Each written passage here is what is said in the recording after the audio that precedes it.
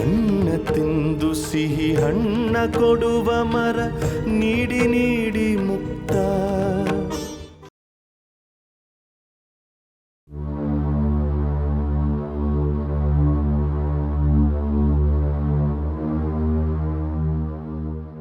ನಮಸ್ಕಾರ. ಚುನಾವಣಾ ವಿಶೇಷ ಸಂಚಿಕೆಗೆ ಸ್ವಾಗತ. ರುದ್ರಾಂಚಲ ರಾಜ್ಯದೆಲ್ಲೆಡೆ ಕಳೆದ ತಿಂಗಳು 29ರಂದು ನಡೆದ ಚುನಾವಣಾ ಫಲಿತಾಂಶಗಳು ಇಂದು ಹೊರಬೀಳಲಿವೆ.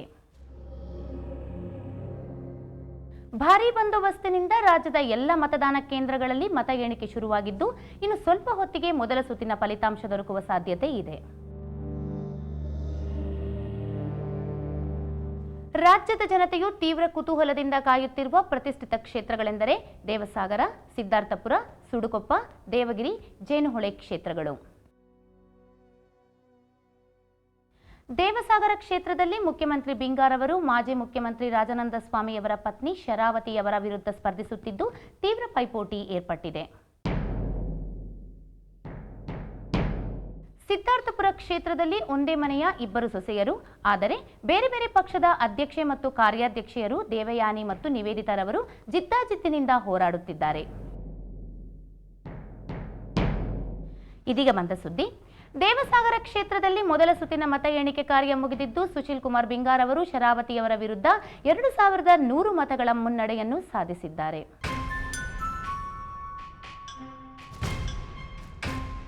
ಮುಖ್ಯಮಂತ್ರಿ ಬಿಂಗಾರ್ ಅವರಿಗೆ 9732 ಮತಗಳು ಮತ್ತು ಶರಾವತಿಯವರಿಗೆ 7632 ಮತಗಳು ಲಭಿಸಿರುತ್ತವೆ.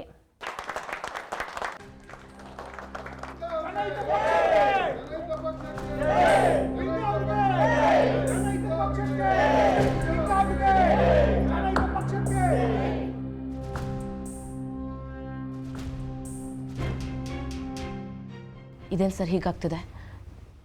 ನಾ ಇದನ್ನು ಎಕ್ಸ್ಪೆಕ್ಟೇ ಮಾಡಿರಲಿಲ್ಲ. ಹೆದರ್ಕೋಬೇಡ ನಿವೇದಿತಾ, ನೋಡೋಣ ತಾಳೆ ಏನಾಗುತ್ತೋ. ಇದೀಗ 36 ಕ್ಷೇತ್ರಗಳ ಮೊದಲ ಸುತ್ತಿನ ಫಲಿತಾಂಶ ಹೊರಬಿದ್ದಿದ್ದು, ಅದರಲ್ಲಿ 25 ಕ್ಷೇತ್ರಗಳಲ್ಲಿ ಬಿಂಗಾರ್ ಅವರ ಜನಹಿತ ಪಕ್ಷ ಮುನ್ನಡೆ ಸಾಧಿಸಿದೆ.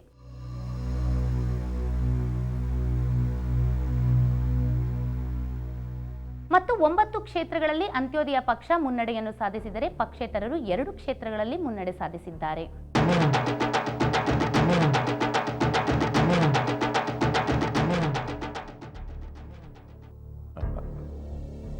ನೋಡಿದ ಮುನಿಯಪ್ಪನವರೇ, ಇಡೀ ರಾಜ್ಯದ ಮಾಧ್ಯಮದವರು ಹೇಳ್ತಾ ಇದ್ರು ಶಿವಕೃಷ್ಣ ದೇಸಾಯಿ ಅವರ ಪಕ್ಷಕ್ಕೆ ಒಳ್ಳೆಯ ಹೆಸರಿದೆ, ಅವರೇ ಈ ಸಾರಿ ಎಲೆಕ್ಷನಲ್ಲಿ ಗೆಲ್ತಾರೆ ಅಂತ.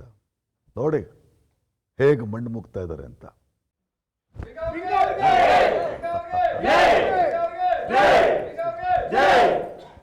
ಪ್ರತಿಷ್ಠಿತ ಕ್ಷೇತ್ರಗಳಲ್ಲಿ ಒಂದಾದ ಸಿದ್ಧಾರ್ಥಪುರ ಕ್ಷೇತ್ರದಲ್ಲಿ ದೇವಯಾನಿ ಕೃಷ್ಣಾನಂದರವರು ನಿವೇದಿತಾ ದೇವಸಾಗರ ಅವರ ವಿರುದ್ಧ 927 ವೋಟುಗಳ ಮುನ್ನಡೆ ಸಾಧಿಸಿದ್ದಾರೆ.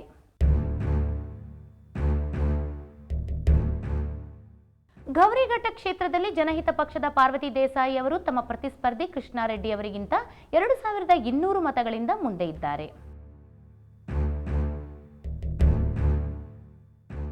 ಸುಡುಕೊಪ್ಪ ಕ್ಷೇತ್ರದಲ್ಲಿ ಜನಹಿತ ಪಕ್ಷದ ಮುನಿಯಪ್ಪ ಅವರು ತಮ್ಮ ಪ್ರತಿಸ್ಪರ್ಧಿ ಅಂತ್ಯೋದಯ ಪಕ್ಷದ ಅನುಪಮ ಅವರಿಗಿಂತ 120 ಮತಗಳ ಮುನ್ನಡೆ ಸಾಧಿಸಿದ್ದಾರೆ.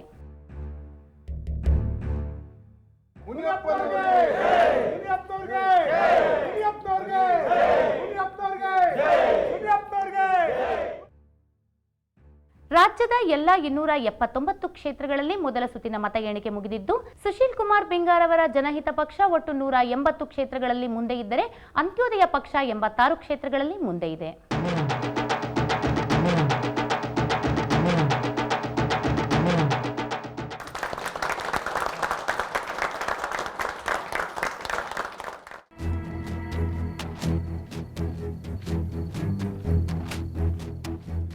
ಇದೀಗ ಬಂದ ಸುದ್ದಿ. ದೇವಸಾಗರದಲ್ಲಿ 3ನೇ ಸುತ್ತಿನ ಮತ ಎಣಿಕೆ ಮುಗಿದಿದ್ದು, ಶರಾವತಿ ರಾಜಾನಂದ ಸ್ವಾಮಿಯವರು ಮುಖ್ಯಮಂತ್ರಿ ಬಿಂಗಾ ಅವರಿಗಿಂತ 4000 ಮತಗಳ ಹಿನ್ನಡೆಯನ್ನು ಅನುಭವಿಸುತ್ತಿದ್ದಾರೆ.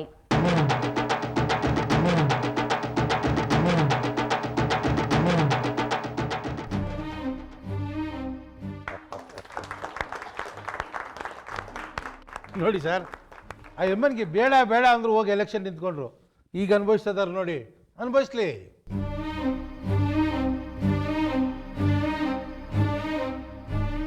ಸಿದ್ಧಾರ್ಥಪುರ ಕ್ಷೇತ್ರದಲ್ಲಿ 4ನೇ ಸುತ್ತಿನ ಮತ ಎಣಿಕೆ ಕಾರ್ಯ ಮುಗಿದಾಗ ದೇವಯಾನಿ ಅವರು ನಿವೇದಿತಾ ಅವರ ವಿರುದ್ಧ ಒಟ್ಟು 4500 ಮತಗಳ ಮುನ್ನಡೆಯನ್ನು ಸಾಧಿಸಿದ್ದಾರೆ. ದೇವಯಾನಿ ಅವರು ಗೆಲುವಿನತ್ತ ದಾಪುಗಾಲು ಹಾಕಿದ್ದಾರೆ.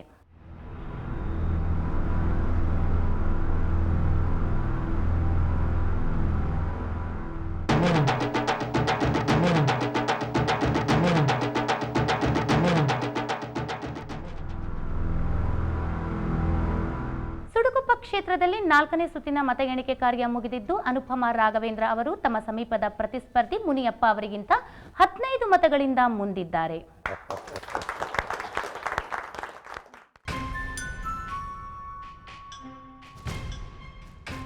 ರಾಜ್ಯದ ಇನ್ನೊಂದು ಪ್ರತಿಷ್ಠಿತ ಕ್ಷೇತ್ರವಾದ ದೇವಗಿರಿ ಗ್ರಾಮಾಂತರ ಕ್ಷೇತ್ರದಲ್ಲಿ ಜನಹಿತ ಪಕ್ಷದ ಪರಮಾನಂದ ಗೌಡರು ಅಂತ್ಯೋದಯ ಪಕ್ಷದ ಶಿವಾನಂದ ಗೌಡರ ವಿರುದ್ಧ 357 ಮತಗಳ ಮುನ್ನಡೆಯನ್ನು ಸಾಧಿಸಿದ್ದಾರೆ.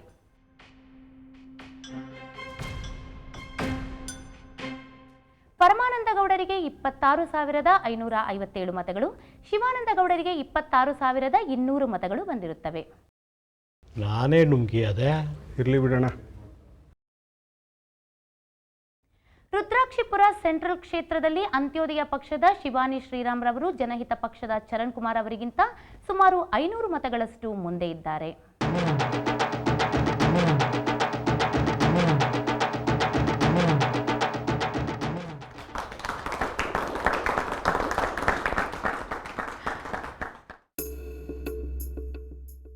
ದೇವಸಾಗರ ಕ್ಷೇತ್ರದಲ್ಲಿ ಮುಖ್ಯಮಂತ್ರಿ ಬಿಂಗಾರ್ ಅವರು 5ನೇ ಸುತ್ತಿನ ಮತ ಎಣಿಕೆಯಲ್ಲೂ ಕೂಡ ಮುನ್ನಡೆಯನ್ನು ಕಾಯ್ದುಕೊಂಡಿದ್ದಾರೆ.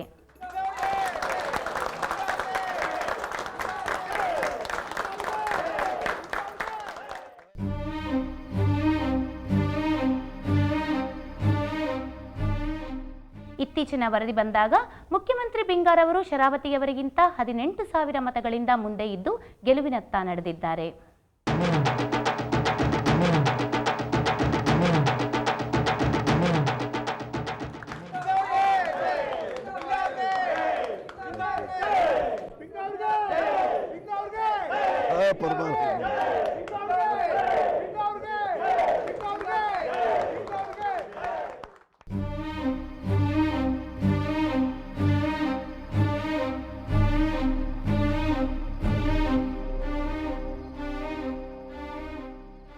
ನಾನು ಹೇಳಿದ್ದೆ ನನಗೆ ರಾಜಕೀಯ ಬೇಡ ಅಂತ. ಸ್ವಲ್ಪ ತಾಳ್ಮೆ ತಂದ್ಕೊಳ್ಳಿಮ್ಮ. ಇದೀಗ ಎಲ್ಲ ಮತಕ್ಷೇತ್ರಗಳಲ್ಲಿ 5ನೇ ಸುತ್ತಿನ ಮತ ಎಣಿಕೆ ಕಾರ್ಯ ಮುಗಿದಿದ್ದು ಸುಶೀಲ್ ಕುಮಾರ್ ಬಿಂಗಾರ್ ಅವರ ನೇತೃತ್ವದ ಜನಹಿತ ಪಕ್ಷ 150 ಕ್ಷೇತ್ರಗಳಲ್ಲಿಯೂ ಮುನ್ನಡೆ ಸಾಧಿಸಿದರೆ ಶಿವಕೃಷ್ಣ ದೇಸಾಯಿ ಅವರ ಅಂತ್ಯೋದಯ ಪಕ್ಷ 115 ಕ್ಷೇತ್ರಗಳಲ್ಲಿ ಮುನ್ನಡೆ ಸಾಧಿಸಿದೆ.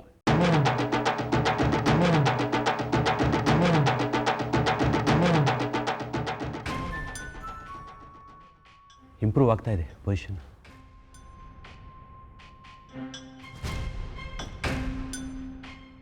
ಆರನೇ ಸುತ್ತಿನ ಮತ ಎಣಿಕೆ ಕಾರ್ಯ ಮುಗಿದಾಗ ದೇವಗಿರಿ ಕ್ಷೇತ್ರದಲ್ಲಿ ಪರಮಾನಂದ ಗೌಡರು ತಮ್ಮ ಸಮೀಪದ ಪ್ರತಿಸ್ಪರ್ಧಿ ಮತ್ತು ತಮ್ಮ ಸಹೋದರರಾದ ಶಿವಾನಂದ ಗೌಡರಿಗಿಂತ 2,300 ಮತಗಳ ಮುನ್ನಡೆ ಸಾಧಿಸಿದ್ದಾರೆ. ಸಿದ್ಧಾರ್ಥಪುರ ಕ್ಷೇತ್ರದಲ್ಲಿ ಜನಹಿತ ಪಕ್ಷದ ಅಧ್ಯಕ್ಷೆ ದೇವಯಾನಿ ಅವರು ನಿವೇದಿತಾ ಅವರಿಗಿಂತ 6,600 ಮತಗಳಿಂದ ಮುಂದೆ ಇದ್ದಾರೆ.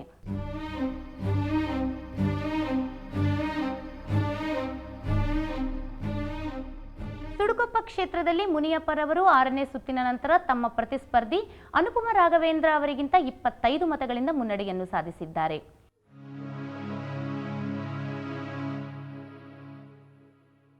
ಇದೀಗ ರಾಜ್ಯದ ಮೊಟ್ಟಮೊದಲ ಚುನಾವಣಾ ಫಲಿತಾಂಶ ಹೊರಬಿದ್ದಿದ್ದು ಅದು ಬಿಂಗಾರ್ ಅವರ ನೇತೃತ್ವದ ಜನಹಿತ ಪಕ್ಷದ ಪಾಲಾಗಿದೆ.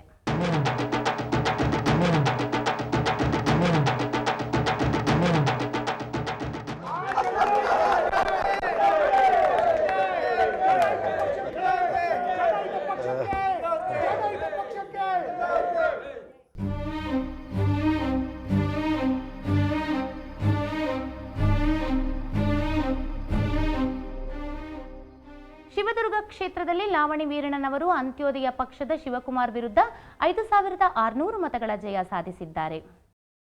ಕಳ್ಳರು ಸೊಳ್ಳರು ಎಲ್ಲ ಗೆಲ್ತಾ ಇದ್ದಾರೆ.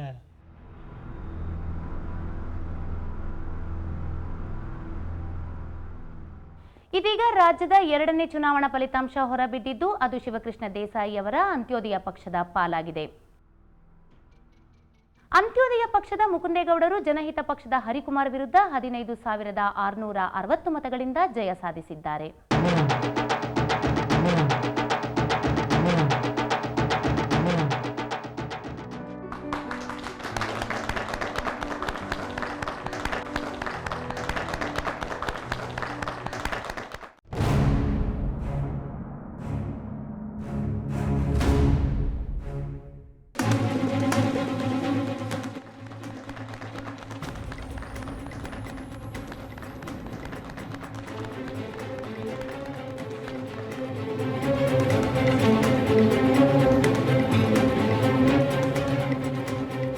ಹರಿಕುಮಾರ್ ಅವರು ಇತ್ತೀಚೆಗೆ ತಾನೇ ಅಂತ್ಯೋದಯ ಪಕ್ಷದಿಂದ ಜನಹಿತ ಪಕ್ಷಕ್ಕೆ ಪಕ್ಷಾಂತರ ಮಾಡಿದ್ದರು.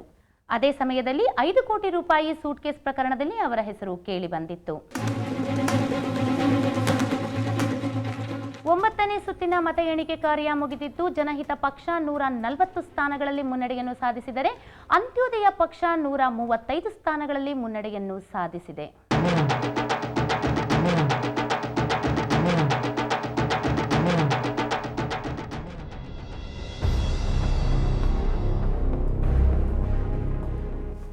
ಏನು ಸರ್ ಹತ್ತಿರ ಬರ್ತಾ ಇದ್ದಾರೆ? ಚಾಬ್ರಿಯ ಸಮಾಧಾನವಾಗಿರಿ, ಮುಂದಿನ ಸುತ್ತುಗಳಲ್ಲಿ ನಾವು ಗೆಲ್ತೀವಿ, ಸಮಾಧಾನವಾಗಿರಿ. ಶಿವಕೃಷ್ಣ ದೇಸಾಯಿಯವರ ಪಕ್ಷದಲ್ಲಿ ಭಿನ್ನಮತೀಯ ಮುಖ್ಯರೆನಿಸಿದ್ದ ಗೋವಿಂದಪ್ಪನವರು ಜನಹಿತ ಪಕ್ಷದಿಂದ ಸ್ಪರ್ಧಿಸಿದ್ದು ತಮ್ಮ ಠೇವಣಿ ಕಳೆದುಕೊಂಡಿದ್ದಾರೆ. ಇವರು ಇಲ್ಲಿ ತಮ್ಮ ಪತ್ನಿ ರಂಗನಾಯ್ಕಿಯವರ ವಿರುದ್ಧ ಸೋತಿರುವುದು ಗಮನಾರ್ಹ.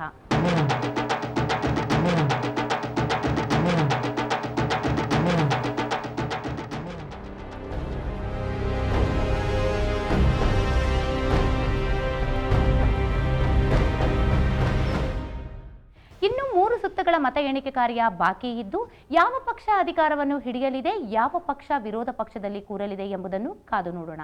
ಈಗ ಒಂದು ಪುಟ್ಟ ವಿರಾಮ.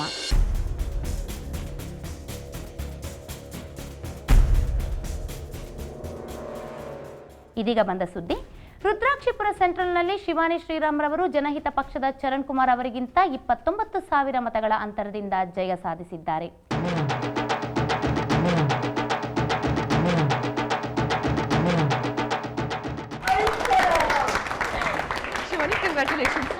ಶಿವಾನಿ ಅವರೇ, ನೀವು ಕೌಂಟಿಂಗ್ ಸೆಂಟರ್ ಹತ್ರ ಹೊರಡಿ, ಜನ ಕಾಯ್ತಾ ಇರ್ತಾರಲ್ಲಿ. ಶಿವಾನಿ ಶ್ರೀರಾಮ್ ಕಿ ಶಿವಾನಿ ಶ್ರೀರಾಮ್ ಕಿ ಶಿವಾನಿ ಶ್ರೀರಾಮ್ ಕಿ ಶಿವಾನಿ ಶ್ರೀರಾಮ್ ಕಿ ಶಿವಾನಿ ಶ್ರೀರಾಮ್ ಕಿ.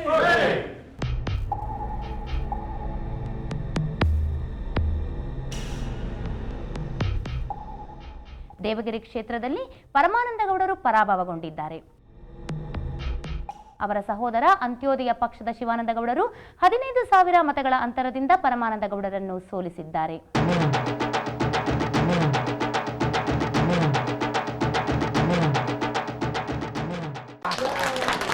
ಶಿವಾನಂದ ಗೌಡರಿಗೆ ಜೈ ಶಿವಾನಂದ ಗೌಡರಿಗೆ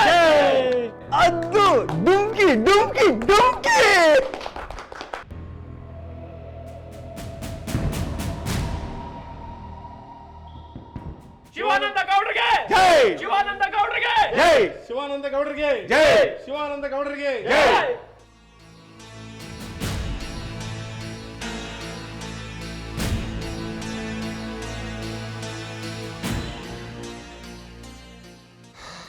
ಸರ್ ತುಂಬ ಸಾರಿ ಸರ್, ನಾವು ಹೊರಡ್ಬಿಡ್ತೀವಿ. ಸಾರಿ, ಬೇಜಾರು ಮಾಡ್ಕೋಬೇಡಿ.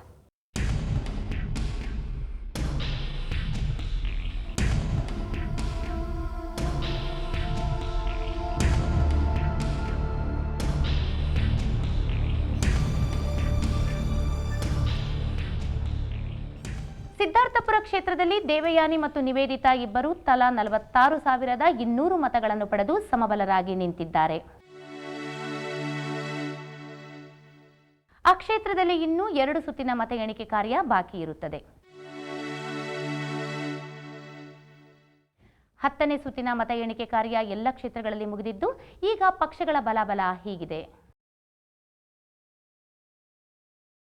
ಘೋಷಿತ ಫಲಿತಾಂಶ 26, ಜನಹಿತ ಪಕ್ಷದ ಗೆಲುವು 14 ಸ್ಥಾನಗಳು.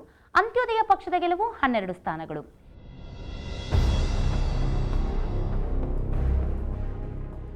ಬಿಂಗಾರವರ ಜನಹಿತ ಪಕ್ಷ 92 ಕ್ಷೇತ್ರಗಳಲ್ಲಿ ಮುನ್ನಡೆಯನ್ನು ಸಾಧಿಸಿದರೆ ಶಿವಕೃಷ್ಣ ದೇಸಾಯಿ ಅವರ ಅಂತ್ಯೋದಯ ಪಕ್ಷ 160 ಕ್ಷೇತ್ರಗಳಲ್ಲಿ ಮುನ್ನಡೆಯನ್ನು ಸಾಧಿಸಿದೆ.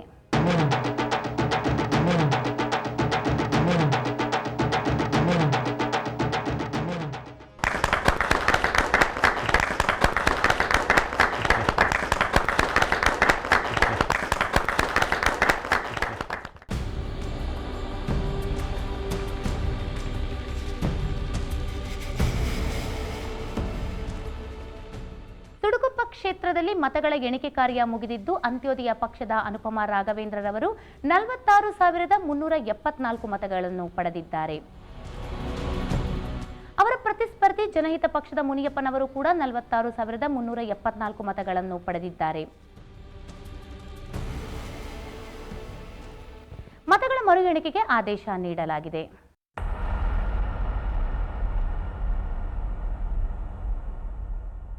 ಇದೀಗ ಬಂದ ಸುದ್ದಿ. ದೇವಸಾಗರದಲ್ಲಿ 11ನೇ ಸುತ್ತಿನ ಮತ ಎಣಿಕೆ ಕಾರ್ಯ ಮುಗಿದಿದ್ದು ಶರಾವತಿಯವರು ತಮ್ಮ ಅಂತರವನ್ನು ಕಡಿಮೆ ಮಾಡಿಕೊಂಡಿದ್ದಾರೆ.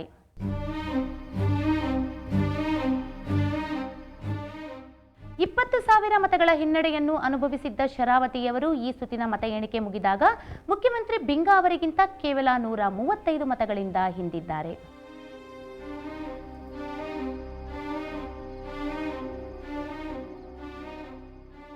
ಬಿಂಗಾರವರಿಗೆ 49,135 ಮತಗಳು, ಶರಾವತಿಯವರಿಗೆ 49,000 ಮತಗಳು ಲಭಿಸಿರುತ್ತವೆ.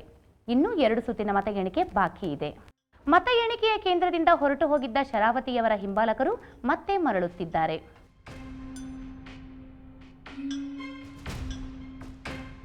ಗೌರಿಘಟ್ಟ ಕ್ಷೇತ್ರದಿಂದ ಪಾರ್ವತಿ ದೇಸಾಯಿ ಅವರು ಪರಾಭವಗೊಂಡಿದ್ದಾರೆ. ಅಂತ್ಯೋದಯ ಪಕ್ಷದ ಸಾಮಾನ್ಯ ಕಾರ್ಯಕರ್ತ ಕೃಷ್ಣಾರೆಡ್ಡಿ 6,000 ಮತಗಳಿಂದ ಪಾರ್ವತಿ ದೇಸಾಯಿ ಅವರನ್ನು ಸೋಲಿಸಿದ್ದಾರೆ.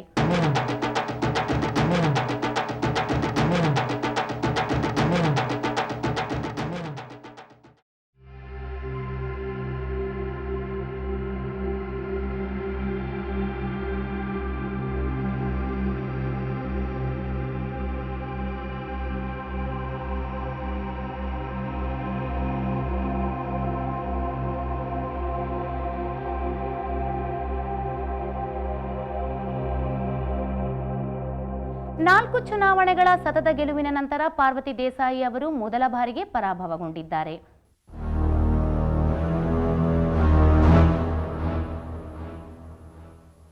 ಇದೀಗ ಬಂದ ಸುದ್ದಿ.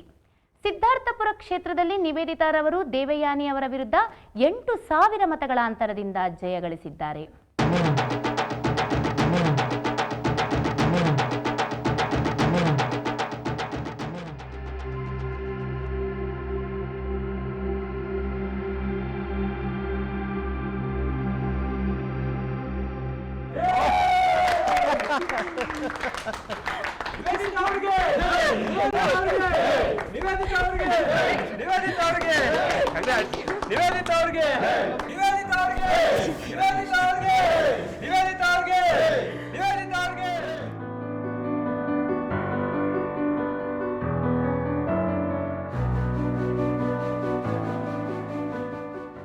ಹನ್ನೆರಡನೇ ಸುತ್ತಿನ ಎಣಿಕೆ ಕಾರ್ಯ ಮುಗಿದಾಗ ಪಕ್ಷಗಳ ಬಲಾಬಲಗಳು ಹೀಗಿವೆ. ಘೋಷಿತ ಫಲಿತಾಂಶ 230. ಶಿವಕೃಷ್ಣ ದೇಸಾಯಿ ಅವರ ಅಂತ್ಯೋದಯ ಪಕ್ಷ 170, ಮುಖ್ಯಮಂತ್ರಿ ಬಿಂಗಾರವರ ಜನಹಿತ ಪಕ್ಷ 55, ಪಕ್ಷೇತರರು 5.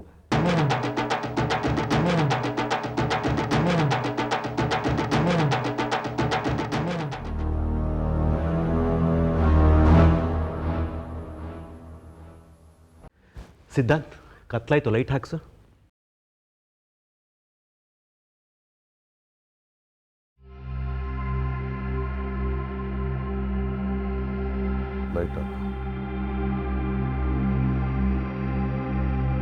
ಇದೀಗ ಬಂದ ಸುದ್ದಿ. ದೇವಸಾಗರದಲ್ಲಿ ಮುಖ್ಯಮಂತ್ರಿ ಬಿಂಗಾರವರು ಪರಾಭವಗೊಂಡಿದ್ದಾರೆ.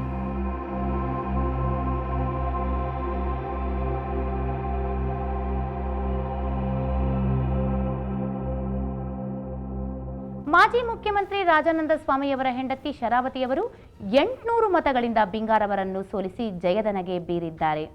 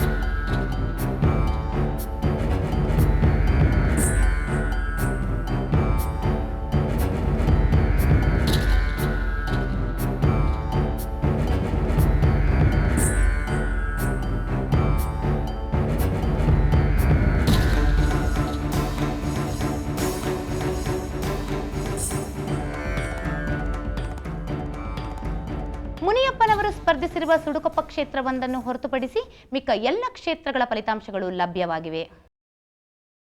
ಶಿವಕೃಷ್ಣ ದೇಸಾಯಿ ಅವರ ಅಂತ್ಯೋದಯ ಪಕ್ಷ 195 ಸ್ಥಾನಗಳನ್ನು, ಬಿಂಗಾರವರ ನೇತೃತ್ವದ ಜನಹಿತ ಪಕ್ಷ 78 ಸ್ಥಾನಗಳನ್ನು ಪಡೆದಿದ್ದು, ಇನ್ನು ಮಿಕ್ಕ ಸ್ಥಾನಗಳು ಪಕ್ಷೇತರರ ಪಾಲಾಗಿದೆ.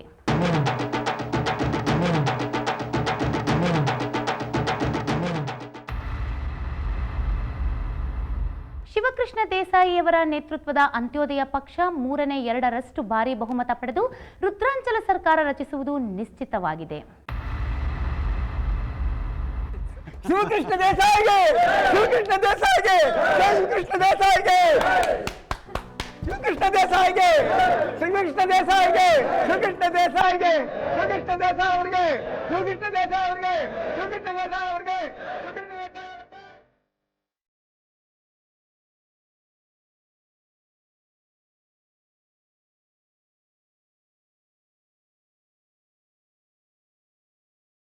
ನಾನು ಬರ್ತೀನಿ ಸರ್.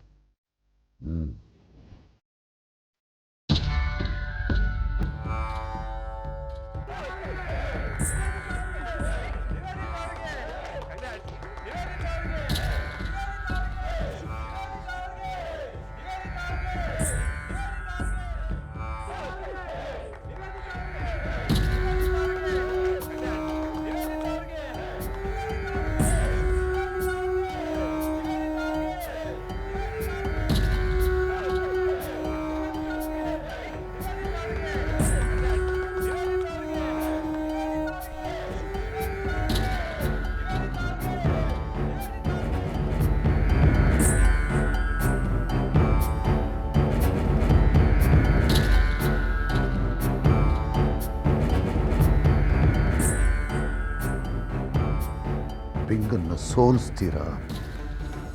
ಬಿಂಗ ಸೋತಿಲ್ಲ, ಸೋಲೋದು ಇಲ್ಲ.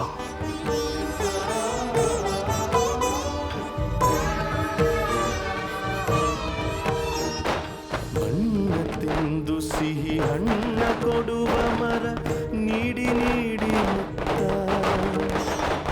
ಬೇವಾಗಿ ಬಸವಿಗಾನದ ಹಕ್ಕಿ ಹಾಡಿ ಮುಕ್ತ ಮುಕ್ತ.